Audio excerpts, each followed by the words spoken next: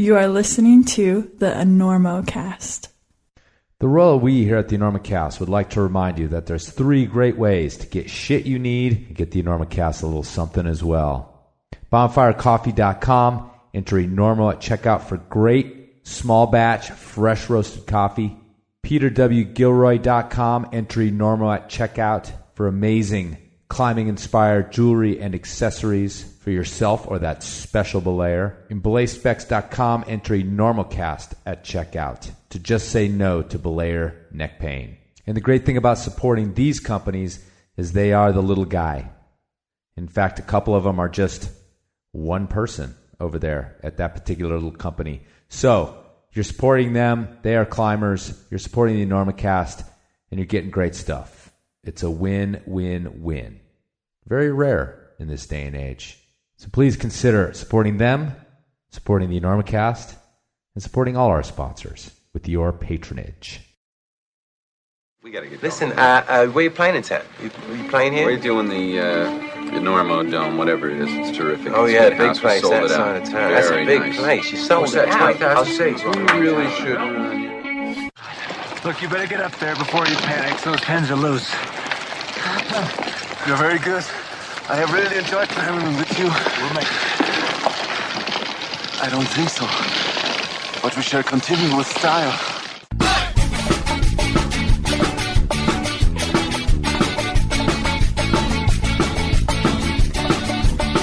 Good weather, bad weather.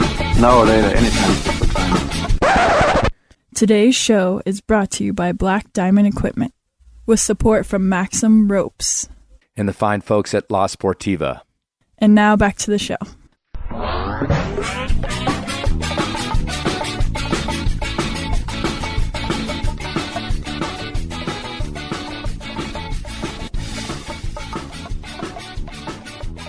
Hello and welcome to the Enormocast. This is your host, Chris Kalous.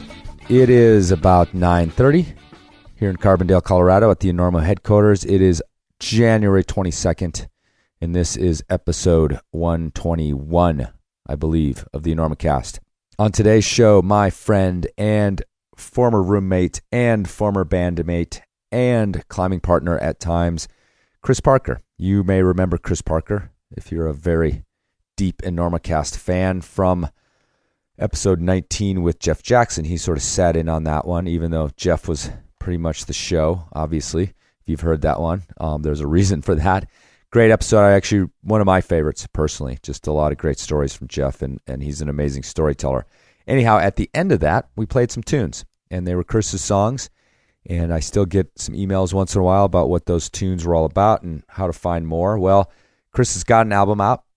Just put it out last week, and so I had him back on the show to talk a little bit about that album, about the nexus of climbing and music, maybe a little debating about art and climbing, and mostly, and the kind of most fun we had was that he played a few tunes for us. So you're going to get into that. A little bit different show for us today at the Enormocast.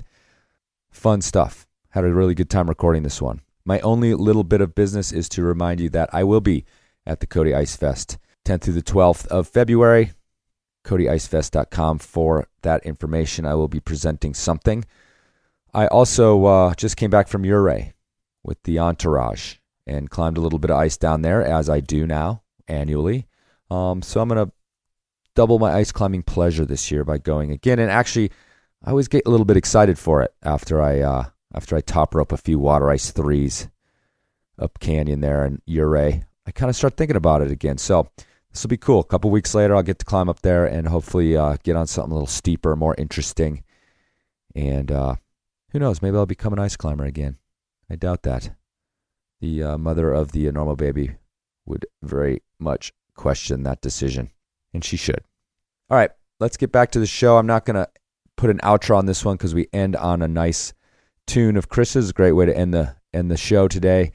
So I do want to remind you guys to be safe out there. Check your knot. And we're going to also open with a tune here from Chris Parker. So remember, if you're interested in his album, which we talk about on the show, it's available at iTunes. Christopher Parker is the way he's listed on iTunes. And the album is Southern Odyssey.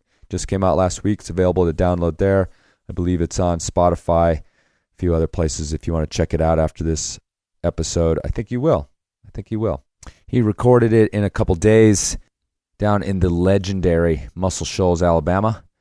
He even had a former Swamper or two on there. It's kind of a country and country blues album, and even if that's not normally your thing, go check it out. Even if you don't download a copy, I'm sure he would appreciate you just having a listen and seeing what you think. Again, Christopher Parker, Southern Odyssey. All right, we're going to open with a tune from Chris. Here we go. Are you ready for me?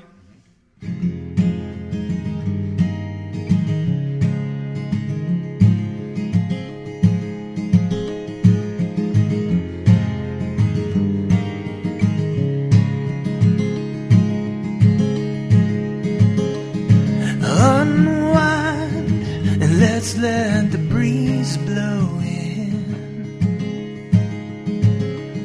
You know, sometimes I like to feel the wind,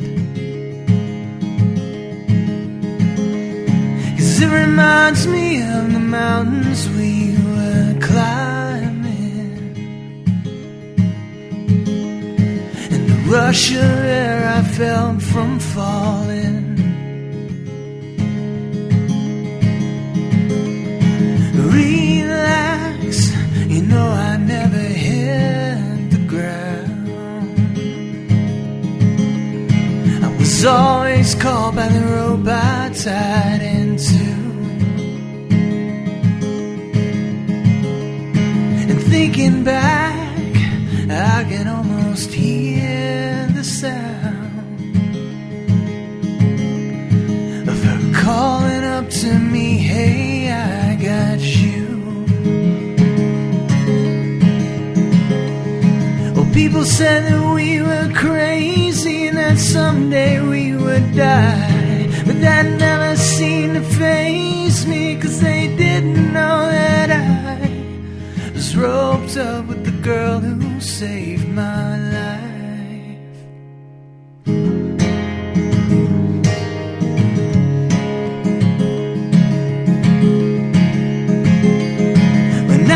Young and living in the Rocky Mountain state,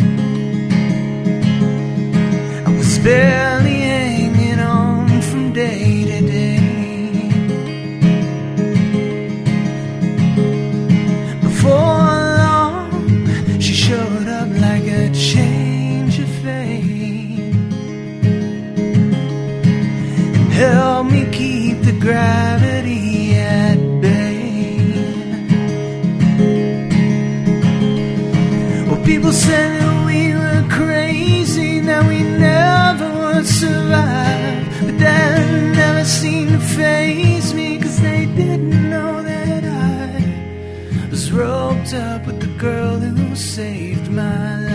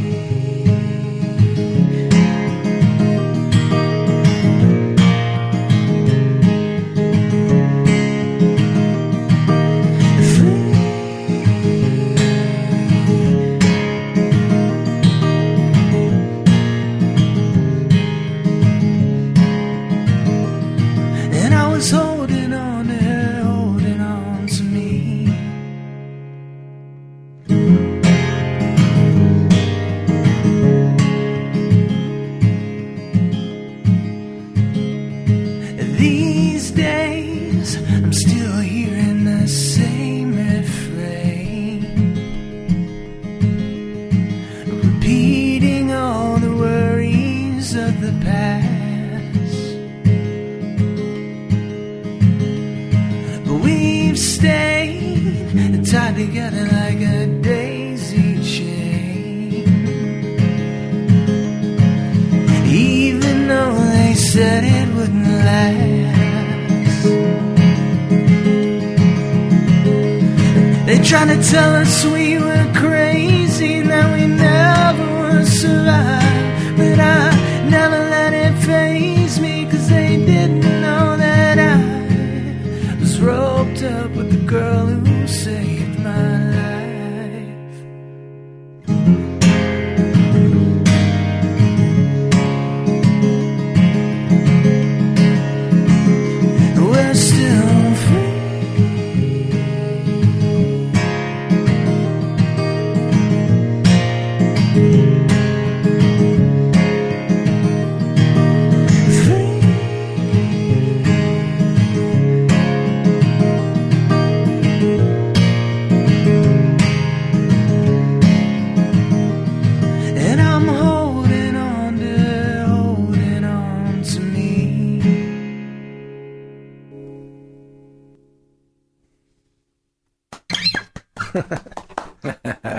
Right on, Chris. Thanks a lot, man. That sounded awesome. Thanks, Kalus. I appreciate it. What did you write that about? I was just kind of trying to imagine a couple of old climbers, well, my wife and I are climbers, so I was trying to picture us like in a rocking chair, maybe hanging with some grandkids and talking about how we got together, and maybe these grandkids don't climb and they don't really get it yet, and so that's what I wrote it about. Just coming together through climbing and falling in love that way, and everybody saying, guys are nuts. Right? Yeah. Our whole families and everybody else. Exactly. Awesome. Well, we're sitting down in Chris Parker's basement, and if you guys remember Chris Parker from episode 17, I think, or 19 maybe? I think it was 19. 19. Yeah. With Jeff Jackson. He was sort of, we were just laughing about how he didn't really say anything because Jeff, took care of the episode. And I said, yeah, you were just there to witness it like I was. He's an amazing raconteur, that's for sure. Yeah. Yeah. That was the one about the horse people. And Nagwals. The Nagwals, yeah. And he blew my mind, and I had been hanging with Jeff for a year, like every day by that point, and had never even come close to hearing these wild stories. So. Yeah, and so at the end of that episode, because you guys, Chris and I and Jeff were playing together in a band at that point, or maybe we hadn't quite started it, but we were sitting around the living room a lot. We did a couple tunes at the end of that, and those got a lot of interest over the years even. I still get emails occasionally about that music, and Chris has expanded his music quite a bit since then, although what we'd like to talk about today is kind of the conflicts you've had with climbing and trying to be a musician at the same time. And I think there's a lot of actually to say about lifestyle with that, where, you have this one thing that you're super into, which is climbing, and to be good at it and to excel at it, you have to practice it. But also, you start to obsess over it. It's funny because it's the thing we love about it, but also I think all of us maybe have stepped back at some point if you're really into climbing. And, I joke about how I could be a millionaire if I had just taken all that energy and put it into finance. Exactly. It's so funny sometimes because, it's also pointless. And I feel like everything is at some point, but you spend so much time climbing, and it can be a total escape from everything. And it's like my dad, early on when I started climbing and kind of quit playing music. To me, I felt like I was doing something righteous, like I was like, oh, I like this climbing thing. This is really rad, and it's super fun, and it has a lot of depth to it. I don't want to just like shine it because it's my life and in my career as well. But at the same time, I'm like, man, I could have spent a lot more time practicing the guitar, and pursuing many things with the time I spent with climbing. So, yeah, it's not just about practicing. It's about, if you wanted to pursue that lifestyle, it's something that takes all your time. Whether it's practicing or whether it's promoting yourself or whether it's touring, just that kind of lifestyle. It's a passionate lifestyle. It's like climbing in a sense. But it's like you can't do them both. It really feels like one of those things where even as a musician, and people know that, I've played music for a long time. What a lot of people don't know is actually the intro and outro music is a band that I was once in. Was that Sector 7G? Yeah. And, cool. And those are my tunes. We recorded them years and years and years ago. And, and even that, like I remember playing guitar even in that band. If I was climbing a ton, I couldn't play as well. Literally my fingers, if they were stiff and sore from bolt, whatever it was, from sport climbing or anything. You were going to say bouldering. Yeah, I was going to say bouldering, but that's just not. Well, even climbing in the gym. Oh, yeah. Your hands up. Yeah, no, totally. And if I played a gig on the same weekend I was climbing, like maybe I climbed all day, I couldn't play for shit. Like just my hands weren't fleet on the fretboard, Yeah. I was actually asking, so we have this physical therapist that kind of works at, or she lives here in Salt Lake, and she's really knowledgeable about climate specific stuff. And I was just wondering, like, is all this hangboarding and bouldering on plastic gonna just completely screw my fingers up for playing guitar when I'm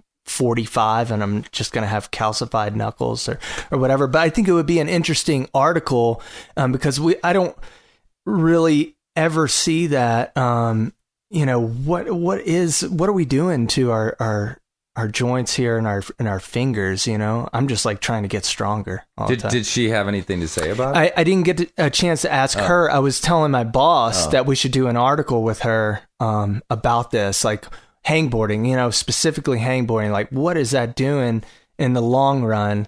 But, we were made to work with our hands, but we also died at like 55. So, right. So I don't know. But I definitely worry about... our hands were not supposed to last that long. Exactly. I worry about being able to play my guitar for sure as I get older. Yeah, I don't know. I mean, it's hard to say, but like I said, I just could tell when I'd been climbing a lot versus when I wasn't, right, cramped up and everything like that. Gnarly, yeah. Yeah, and going crack climbing, forget it. The twisting of them is the other maybe thing that should go into this article. Yeah. What the hell is going on when you fucking twist your fingers on a hard climb and then for like 20 minutes after they're sort of still shaped like that? Exactly, yeah. It's definitely not promoting bone growth. That's for sure. And so in the last few years, you were living in Carbondale, you live in Salt Lake now, you did a stint in Seattle, kind of in this idea of re-upping your music. What's going on with your juggling of the two at this point? So I had a career writing about climbing, and I was writing for Rock and Ice. I was the online editor for a couple years, and had put music on the back burner and was playing with you guys, and then kind of got like really inspired and wrote this record and made plans to go record that record. Did make that record. I guess I can just bust that out right now. I went down the Muscle Shoals and kind of had a wild experience recording with some of the Swampers, and Norbert Putnam produced the record, and he's a legend. Played with Elvis and produced Jimmy Buffett's Margaritaville, like the dude's going to the bank cashing checks on Margaritaville every day. Like, he's the real deal. He's had a couple of platinum records. Anyways, it was a pretty wild experience, and I thought that was it. Like, I had my in because I made what I think is a cool record. I mean, I made it in 2 days live in the studio in kind of a wild circumstance, but regardless, I moved to Seattle, quit Rock and Ice, and moved to Seattle with the hopes of just busting into the music scene, but it doesn't work like that. I mean, it might for somebody, but the music industry basically is completely different than the way it used to be, and you have to have your own business up and running before a record label ever looks at you. I mean, I'm sure there's exceptions to this rule, but for the most part, you need to grow your following. You have to prove to a label that you're making money, you're going to make them money, right? Right. And like, you're already doing it. You're already doing it. And I should have already been doing it when I was doing it when I was 16. I should have never quit doing it if I wanted to do it now. Sure. But I'm also like firm in the belief that it's like never too late, right? Like, Wes Montgomery started playing jazz guitar at 21. Like, he was working in a factory, and he was coming home every night, and his baby and his wife would go to sleep, and then he would play in the next room, and that's why he used his thumb, because it was quieter. And but anyways, like 21 years old, get out of here, like greatest jazz guitarist of all time. So anyways, went to Seattle. It didn't really pan out, but what did pan out is the fact that I like ran to the climbing community when shit hit the fan, and I was just like this isn't going to work. I got a job in the outdoor industry again, writing again, not for a climbing publication, but outdoor industry, one and the same. It's like a kind of like a family, I would say, and that's who I ran to, and I ran to climbing. I would go climbing every weekend to escape, and whether that's a good thing or not, it felt damn good to go climbing again and not like worry about writing songs or what I'm going to post on Facebook, on my Facebook that has like how many likes, and pitching this record to this person that's not going to listen to it again, so yeah, and long story short, here I am working for Black Diamond and back in a family that I really feel good in, and climbing all the time. But the music is never gonna leave me alone.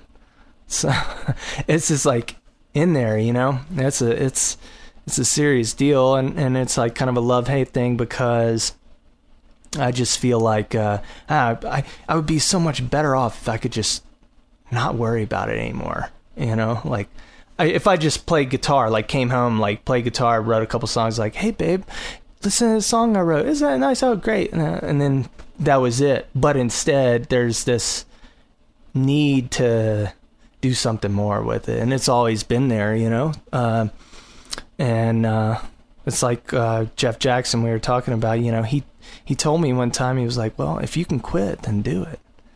And he's like, he's a serious writer and writes fiction in the front seat of his car after his family goes to bed, in his driveway. And like, he's like, I can't quit. Like, this is art. Like, this is what we do, and he's like, but trust me, if I could quit, I would. And if you can, do it. And I did for 10 years, but it was just there, always there. And as soon as I started writing songs again, I wrote the first one, that was the floodgates were open, and then boom.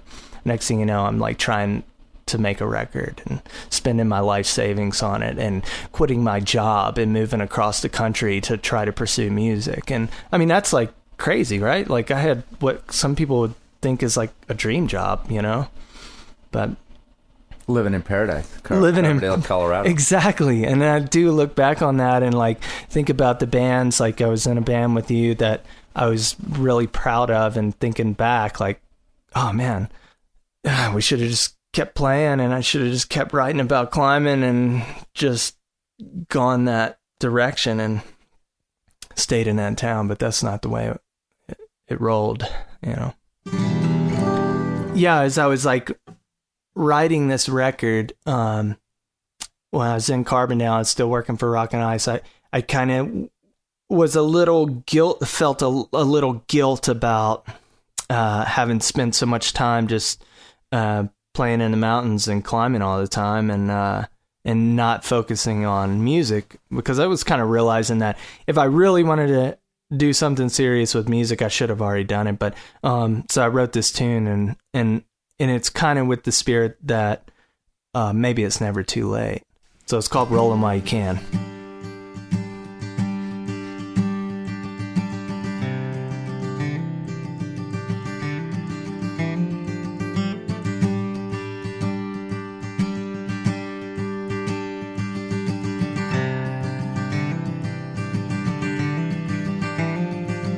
You can polish up the silver, but it's the gold that keeps us heading out the door. On a search that lasts forever, 'cause when you find it, you will only want some more. But I got lost inside the mountains, and I never found what I was looking for. Oh, but maybe I've got the winning dice in my hand. You gotta roll them while you can.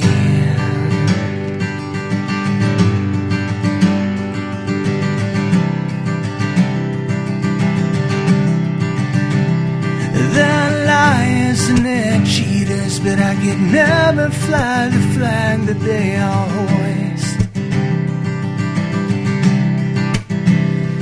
there's no rhyme inside the meter if you've never even given them a choice.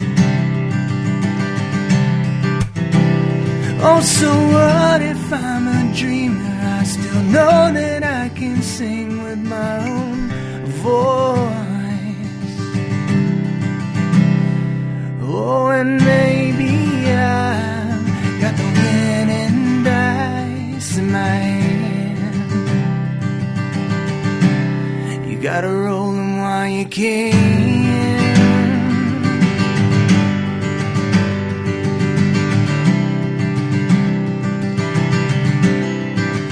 Roll them while you can.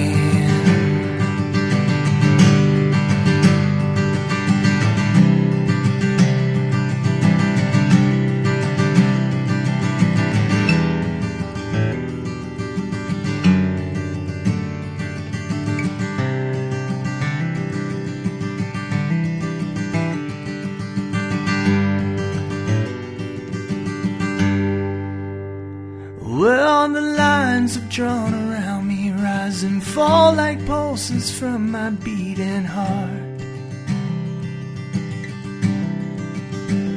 And trapping sounds that move too slowly, sending echoes off the walls where I got caught. And I don't count on being lucky, and I know that some things will fall apart.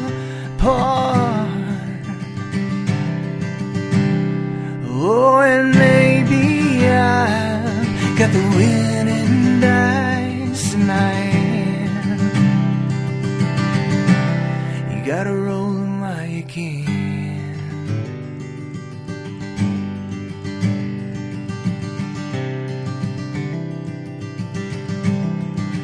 Roll them while you can.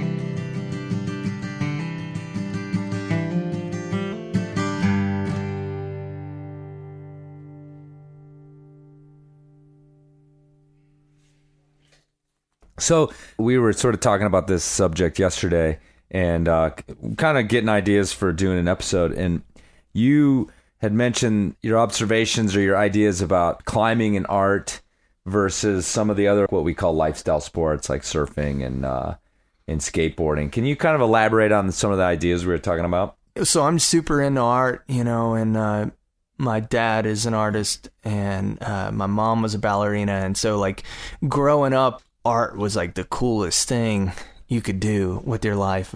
Which thinking back, I'm like, damn, like why didn't they just like encourage me to be a doctor or something? But so I'm super into checking out what's happening in other lifestyle sports, and we call them lifestyle sports. And surfing and skating and climbing and skiing maybe is in there too. And I feel like, there's surf music, right? There's surf guitar. There's a whole school of guitar. There's like a whole sound, right? And I don't feel like there's anything there for climbing yet.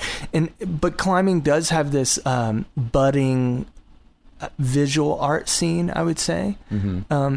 Which is kind of weird because I feel like I don't think it's weird. I think it's good, and I dig it. And like looking at Renan Ozturk's art and Jeremy Collins and these guys, they're definitely very talented and capture that spirit, and I really dig what they do. Renan is the first one that I saw with that style. And then it seems to have a lot of people have gravitated towards that. Mm-hmm. And there's nobody that's like just totally like, well, maybe there is, but I haven't seen it just like coming out of the blue and doing something completely different with climbing art. But I don't know why climbing is not doesn't have a richer culture of art? Like, is there climbing music, you know? And I didn't know that sounds weird, right? And I do know that there are climbing musicians and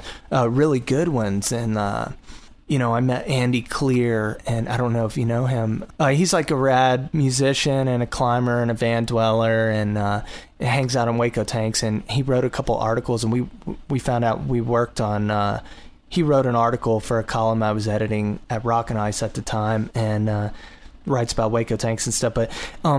But there's yet to be... So maybe it's like media hasn't latched on and made it something, right. Or maybe musicians haven't made it something. It's just an observation. Like, I don't know exactly where the weakness is, right? Mm-hmm. But I do know that, and then you look at like skate. There's so much going on there, like from the beginning to even now, with like the art that those guys produce and like the culture that they create. And skating's so much just a vehicle for these other things that like Mark Gonzalez takes photographs and makes painting, and yes, he's a rad skater and an innovator on a skateboard, but like he's also all these other things, and like skating just seems to be his vehicle, and it seems like that in a lot of ways, and I just haven't seen that with the climbing community. And I have been in the climbing community, and also I've written about the climbing community for a while, and definitely an astute observer for sure. Right. You know, these other art forms that you're talking about, the lifestyle or the sport or the activity or whatever inspired it, but then it grew to go far beyond the sport. Exactly. And I suppose what we're talking about is the fact that it hasn't that much, and you know, we have these examples, and the two, obviously, anybody listening that leap to mind, you know, Jeremy's been on the show. Renan has never done the show, probably never will. I've talked to him about it. It's kind of not his thing. Okay. He's not that kind of guy, but we can come up with a couple examples, but it's not like this just forceful movement of, you know, all these different directions and different people that the mainstream recognizes. But you do have musicians that are making music. O-Dub comes to mind. Sure. He's been on the show, right? Yeah, totally. Yeah. And so, yeah, what's holding us back? What's happening there? Why? And I feel like, I mean, I love climbing so much. I feel like it's every bit as cool as surfing, right? Mm-hmm. It's cooler. It's cooler. Yeah. Exactly. So, like, why don't we have climb music, you know? I mean, that sounds just dorky coming when you say it out loud, but like, you look at a Surfer's Journal, right? And so I look at Surfer's Journal all the time because I was in the magazine business as an editor, and every single issue, I'm pretty sure about this, I could be wrong, but most issues profile an artist, whether it's a shaper, sometimes it's a shaper, so that's kind of blurring the line, but a lot of times it's just a straight up visual artist, surfing artist, right? I mean, I don't think you could do that in a Rock and Ice, like every issue, 8 a year, 6 a year, 8 a year, can't remember now, but have a profile of a climbing artist. Maybe you could. Well, but maybe the question or the issue is would the readers tolerate it? Right. Would they even be into it? Right. And I mean, I feel like in the history of the magazines, which, you know, for the longest time, the magazines were the culture. Like They were the harbingers of the culture. If you look at the arc of both climbing and Rock and Ice, and then some of the ones that have come and gone, I mean, most of the attempts at poetry, you look at old climbing magazines, there's fiction, there's poetry, and there is art, you know, there is visual art. It just slowly dwindled, went away. And now, it's really rare to read even a fiction article. Right. Other than John Long's, which are, you know, semi-fictional, if you will. Well, but he also does straight fiction too, mm-hmm. which are awesome. The one that comes to mind is the Oliver Moon piece. Did you ever read that? No, I can't remember. He just totally made up this character that was this like Southern Californian rock god that would just show up. But I thought it was real when I first read it. and it took me a while. I think maybe Jeff Jackson told me that, no, Oliver Moon wasn't real, but it was like a great piece. Right. But yes, I agree. Like even fiction writing and climbing, and it's hard to do well. That's for sure. I mean, you read some like climbing fiction, and you're like, ooh. Yeah. And again, we're pulling out these single examples. Mm-hmm. And the other thing, that's clear is climbers are out there making art, and they're out there in their vans playing music. And that's not what we're talking about. We're talking about like a recognized sort of artistic movement that comes out of the culture, like it did with surfing, like it did with skating. Right. And I think maybe if media nurtured that, like all that stuff that's happening in climbers' vans and out there at the crags, this art that's being created, what if it was nurtured enough by the media to create a movement? I don't know. Mm-hmm. It's a question that is still up for debate. I'd say, because it is happening. But what you're saying is maybe it lacks form. Yeah, it lacks form, but yeah, I guess my point is like I'm out there playing guitar, but I'm playing music that's established. Like I'm not creating something new specific to climbing, right? Or if I'm learning bluegrass, because I always think like if there was sort of a climbing soundtrack, it's like, please don't say bluegrass. Okay. Where are you going to? Well, I just feel like if you're out at some camping area, like people banging away on instruments, it's going to be kind of one of those sorts of jams. Yeah. I mean, yeah. Right. Yeah, totally. I mean, and the bongos. I mean, let's face it, hand drums are a big part of the climbing soundtrack, unfortunately. If you're trying to fucking get some sleep. Yeah. You know what the problem with bongos are? What? Is that everybody thinks they can play them. Right. And I happen to know some really good like hand percussion players. Right. And that pisses them off too. Because it's like, look, I fucking work on this to become good. Yeah. Like, don't think you can just pick up a pair of bongos and start whacking away at them and like create something. All right. Right. It's kind of the same thing with writing. Like everybody writes now, because everybody can. But it's like, well, that's sort of a skill that, some people spend a lot of time working on. But anyways, but totally, I feel like, it would be probably really difficult to come up with a climbing sound, right? But moving beyond surf music, right? Like I don't even think surfers were actually listening to surf music. Dick Dale was a crossover for sure. People did listen to Dick Dale when they were surfing. Was he an actual surfer? Do you know? Dick surfed a little bit. Because like the Beach Boys, that was just like a full-on. That's what I was going to say. Appropriation of the scene. Well, they did. The Beach Boys surfed a little bit, and Dennis was an ocean guy. But he drowned, right? Yeah, he did drown. Yeah. But they didn't listen. Surfers didn't listen to the Beach Boys. I mean, hardcore surfers, right? And we're talking about like hardcore climbers, when the Gidget phase of surfing hit, I'm sure there were surfers that listened to the Beach Boys, but the core didn't, and they were listening to rock and roll. Mm-hmm. So I definitely think, though, that surfing has kept on promoting music, and so like here's an example.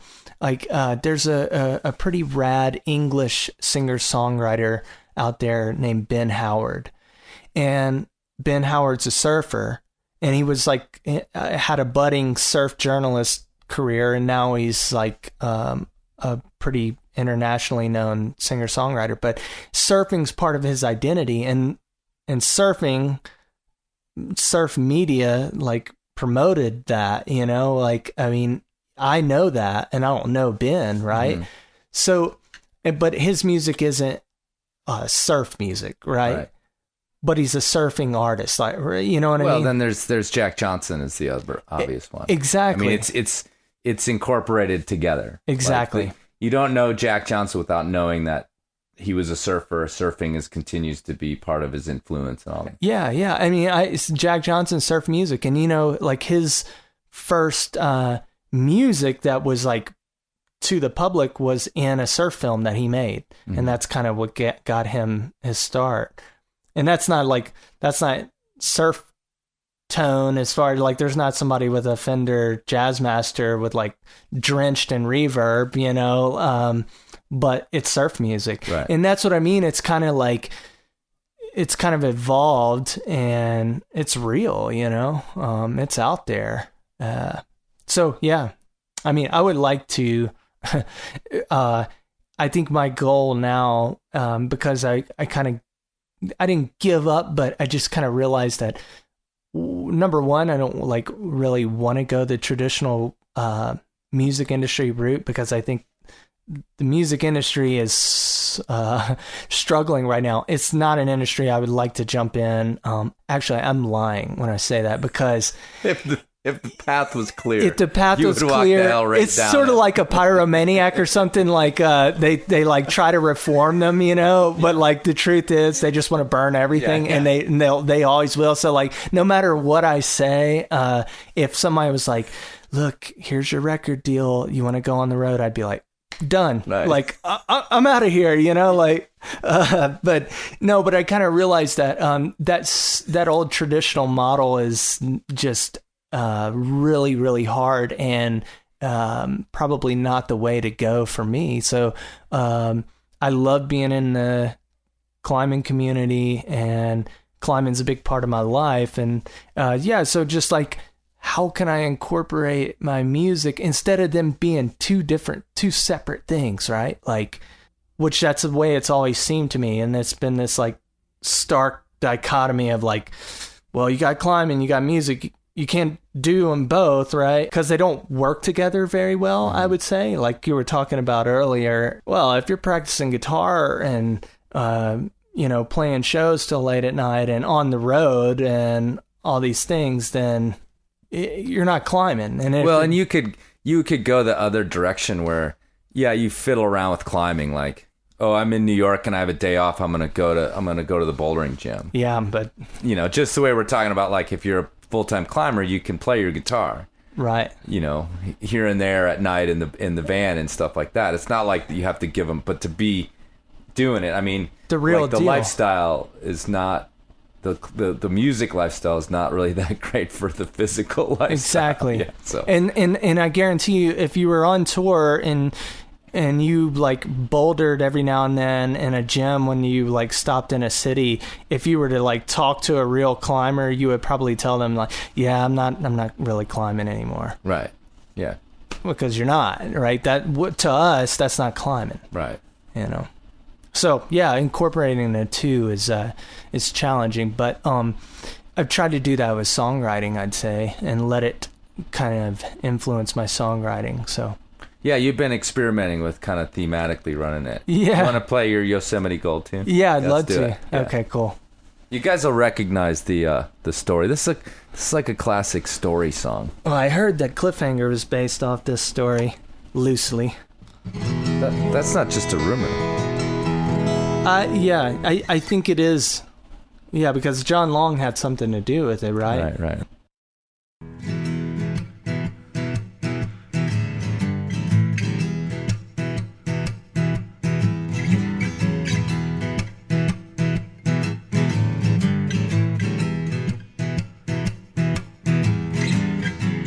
The time will come and go. Spring will soon melt the snow. Way up here in the mountains, we can still feel the winter winds blow. We heard a rumor that a plane has crashed way up on the Merced Pass.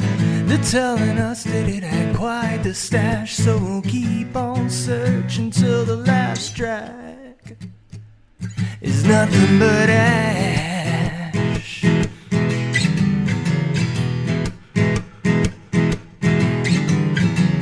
The feds are on the down low, flew out a few bales of dough. We saw the choppers land and unload. and we figured there was more than what they told. We're hiking up to where the plane had crashed, way up on the Merced Pass. We gotta beat the feds to the stash, and we'll keep on searching till the last track is nothing but ash.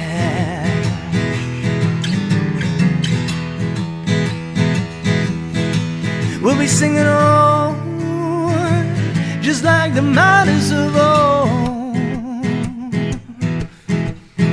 Oh, we're just looking for Yosemite Gold.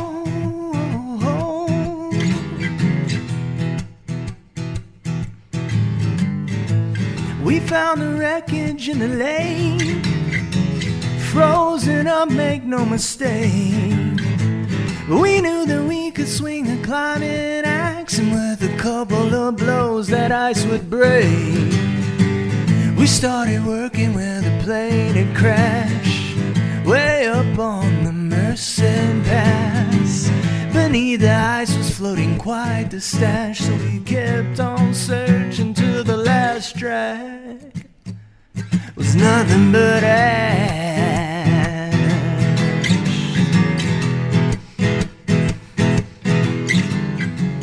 Back on the valley floor, news about the big score has made its way to the fireside of the climbers who were down in Camp 4. They talk about the day the plane had crashed, way up on the Merced Pass, and how a couple climbers found the stash, and they slung that dope until the last track was nothing but ash.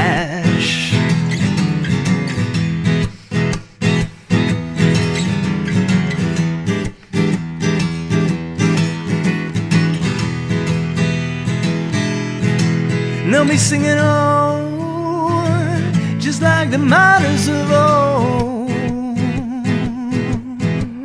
Oh, what they found was Yosemite Gold.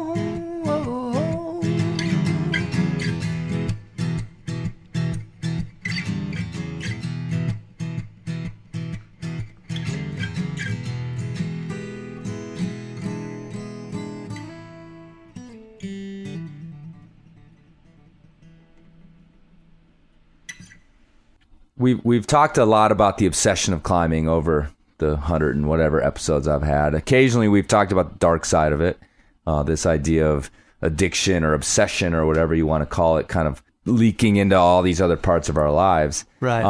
I think, but most of us lifers like myself, we're pretty comfortable. This is our thing. We know climbing is the thing that we can go to for, expression, for solace, for whatever it is that we find in it. You're sitting here telling us that you've got these two conflicting passions that you're trying to make them meet somehow, and you haven't sort of found that formula yet. And maybe you never will. But what do you think it looks like to you in terms of that?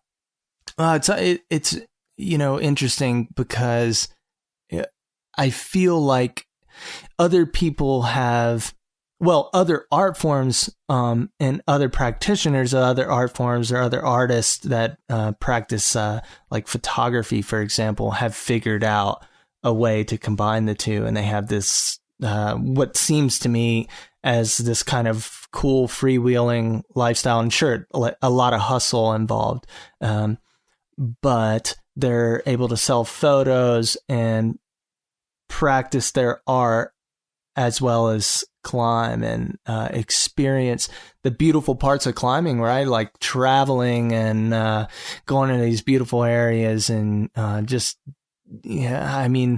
that part about climbing that's really hard to put your finger on, but you just feel so good when you get to a new cliff or even an old one. It's like seeing old friends, when you like walk into a boulder field that you visited a lot 10 years ago or something.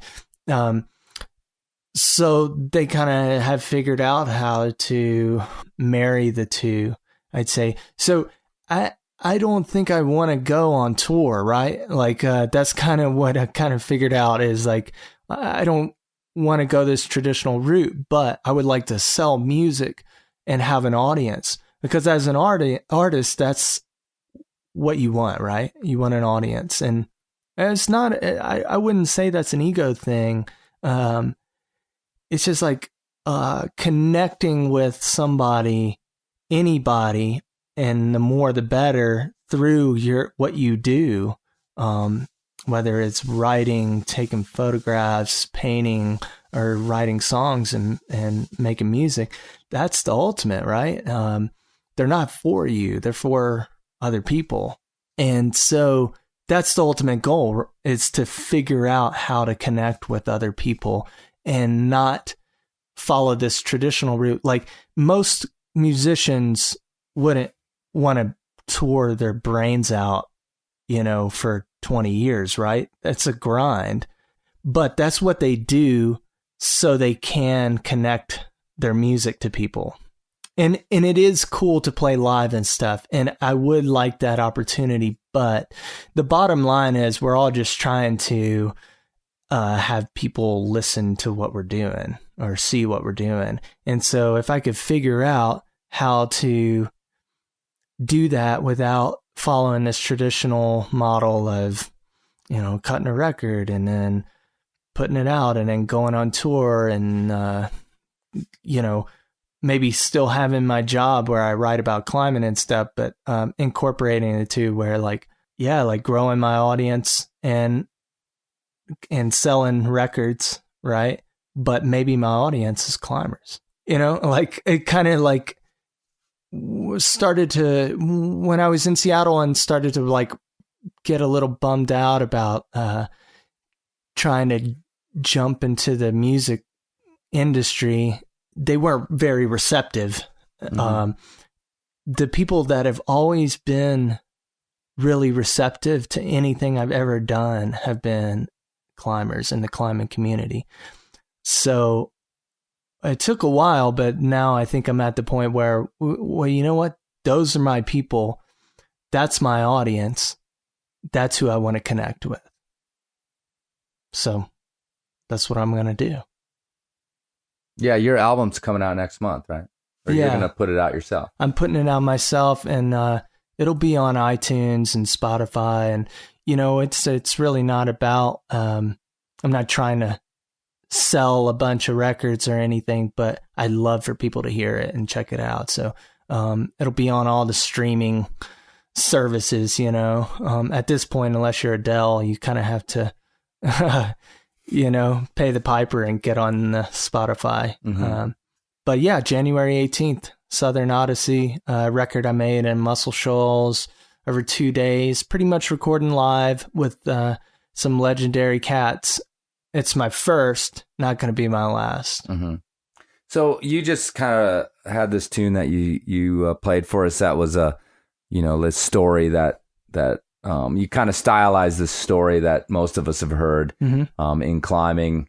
Put it to a blues jam, kind of that style. What do you think otherwise, thematically that you can draw from not just climbing, like you were just saying about the fiction element of climbing, like right. can be really bad. Right. I feel like, if you really like start to get kind of concrete about climbing, you'll end up with some really bad music as well. Like if you ever write a song that has the word undercling in it, right?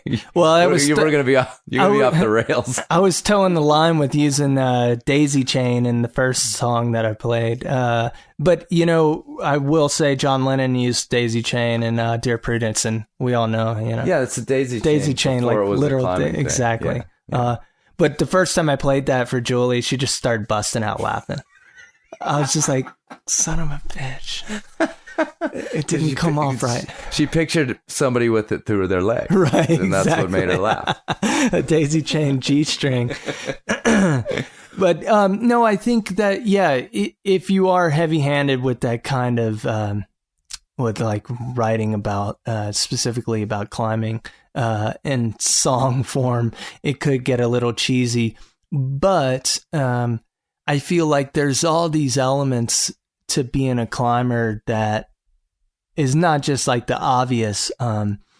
And we all kind of deal with these elements, and maybe not all of us, but a lot of climbers I know, like their families they don't get it, right? They don't relate to climbing because they've never have, and they might live somewhere on the East Coast, and you're out in the mountains out west, and you see them once a year at Christmas, and yeah, it's great, they're your family and all, but there is a lack of understanding of like what you're doing. And so there's all kinds of things like that in the climbing lifestyle that is rich for, or I should say ripe for the picking as far as a songwriter, what a songwriter's looking for, So I've written a tune about that I can play. Cool. Let's go out on that. Okay. Yeah. Thanks for sitting down. And it's, I'm glad that you came back. Like I said, people always contact me about those tunes that we blew around in the living room that night after doing our epic story time with JJ. JJ, yeah. And that was a really good time. Yeah, I still think back on that. We had just moved into the wheelhouse and summertime, yeah. Good times for sure. And thanks for having me, Chris. Yeah, and I'll put it out on the Enormocast in terms of where to get this record that you're putting out, and where people can follow you. And what's your website again? Christopher Parker Music. Right on. Yeah. What's this called? This is called Mothers and Fathers.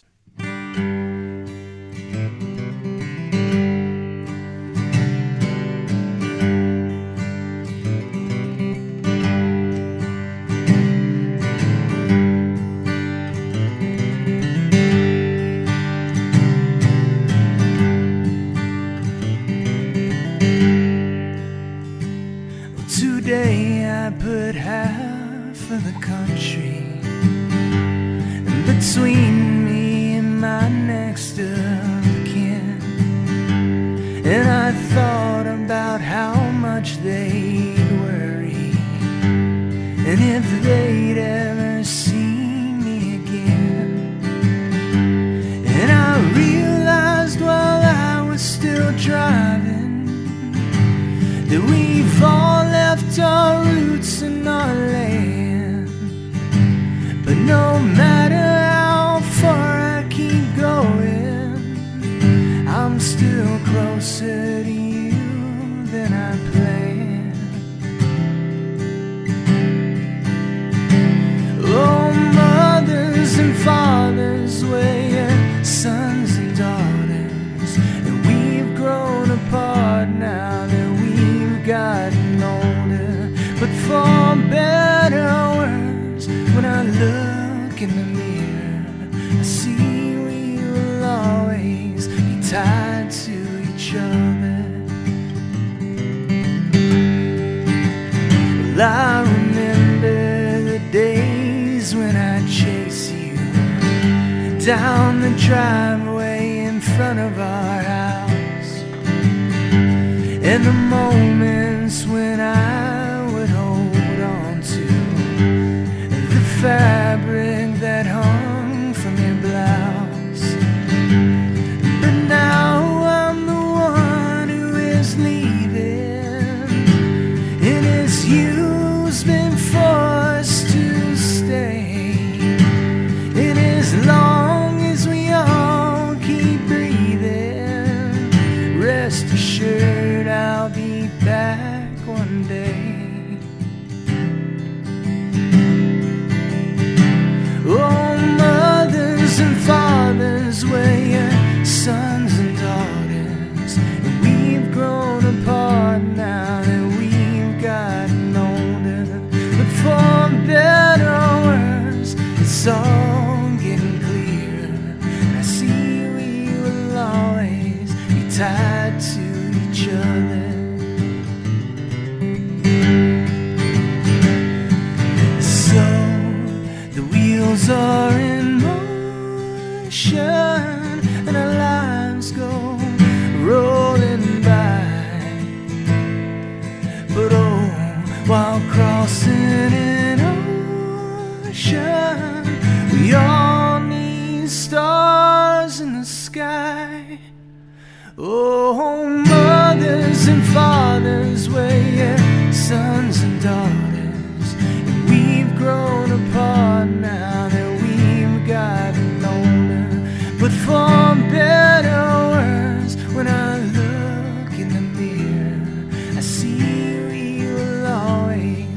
tied to each other.